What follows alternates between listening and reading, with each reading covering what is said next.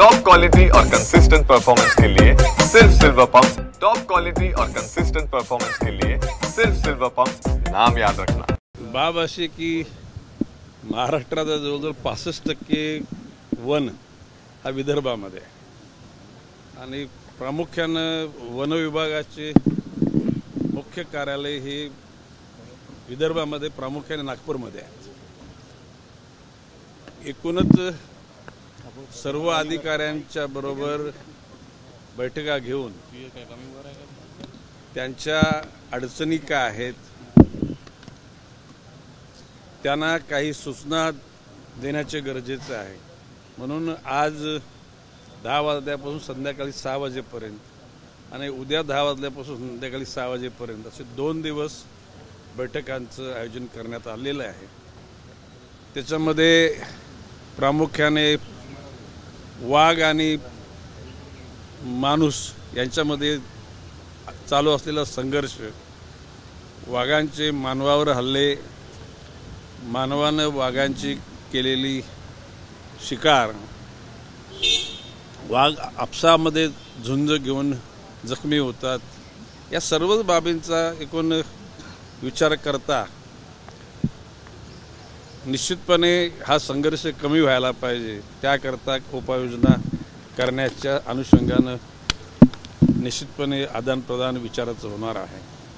त्याचबरोबर FDCMच्या माध्यमातून राज्याच्या वन विभागाला आर्थिक बल मिळावं हा त्या ठिकाणी उद्देश आहे। मँग्रोव्ह डिव्हिजन आहे, त्याचबरोबर सोशल फॉरेस्ट्री आहे, या सर्वच अधिकाऱ्यांशी बोलून एकूण कोकण, पश्चिम महाराष्ट्र, मराठवाडा, विदर्भ, खानदेश या सर्व स्तरावर वनांचं आच्छादन व्हावं आणि आज महाराष्ट्राच्या एकूण जमिनीचे 21% वन विभाग आहे, तो 30% व्हावे अशा प्रकारची केंद्र सरकारच्या वन विभागाची संकल्पना आहे आणि त्या अनुषंगाने प्रयत्न चालू आहेत। सर, खोक्या भोसलेच्या पत्नीनं वन विभागाच्या अधिकाऱ्यांनी विरोधात तक्रार केलेली आहे, त्यांचे घर पाडल्या प्रकरणात बाब अशी आहे की जर का अधिकारी वर्गाने जर का त्यांचं घर वनामध्ये नसताना पाडलं असेल तर त्या अधिकाऱ्यावर कारवाई केली जाईल।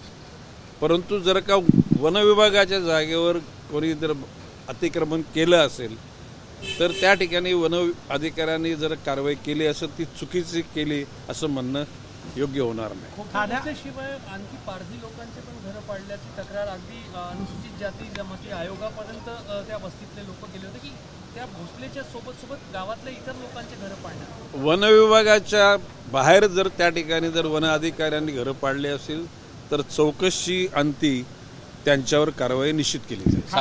ठाण्यामध्ये भाजपचा महापौर व्हावा अशी भाजपच्या स्थानिक नेत्यांची मागणी आहे। तुमचाही जनता दरबार पुढच्या 2-3 दिवसात त्या ठिकाणी आहे, काय सांगा?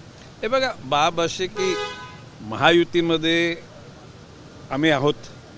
माननीय देवेंद्रजी फडणवीस भाजपचे नेते आहेत, माननीय एकनाथजी शिंदे शिवसेनेचे नेते आहेत, अजितदादा पवार राष्ट्रवादी काँग्रेसचे नेते आहेत। बाब असे प्रत्येकाला आपला पक्ष वाढवण्याचा अधिकार आहे आणि तो कोणी रोखलेला नाही।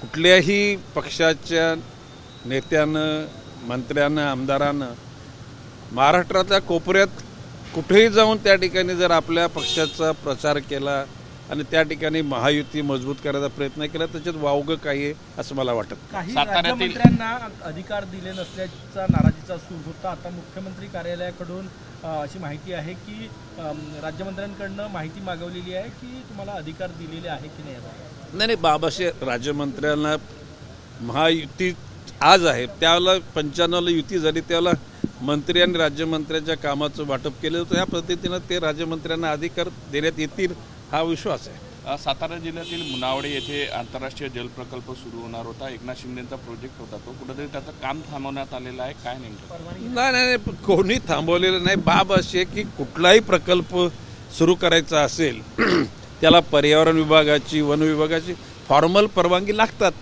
खात्याच्या अनुषंगाने ती कागदपत्राची आदानप्रदान केली जाणार आहे आणि कुठलाही प्रकल्प अडवण्याचा कोणाचा उद्देश नाही आणि तो अडवला जाणार नाही।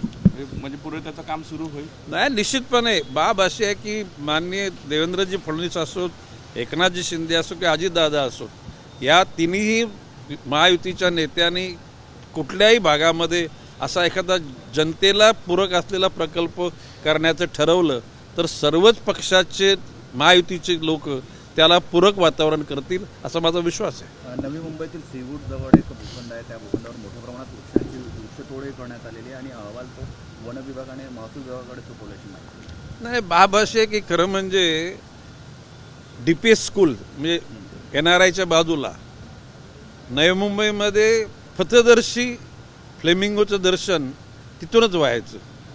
मधल्या काळामध्ये सिडकोच्या अधिकाऱ्यांनी त्या ठिकाणी त्या वॉटर बॉडीमध्ये येणारं पाणी थांबवलं आणि मग मी आमदार असताना स्वतः जाऊन सांगितलं की हे पाणी जर तुम्ही नाही जर नीट पूर्ववत केलं तर या ठिकाणी मलाच पोकलीन घेऊन त्या ठिकाणी ते तोडावं लागेल.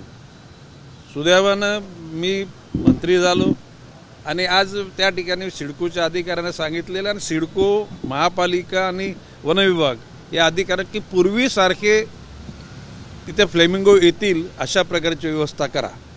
जी पूर्वीची जी पाण्याची पातळी ओटीला आणि भरतीला असायची तुम्ही निर्माण करा. फ्लेमिंगो त्या ठिकाणी येतील आणि लोकांना ते फ्लेमिंगोचं दर्शन होईल. आता फ्लेमिंगो सिटी म्हणून नवी मुंबईची ओळख झालेली आहे. नॅचरल म्हणजे असलेले जिवंत फ्लेमिंगो आता ते दिसत नाहीत. फ्लेमिंगोचे पुतळे तिथे उभे केले आहेत आणि मी त्या बाबतीत निषेध व्यक्त केलेला आहे.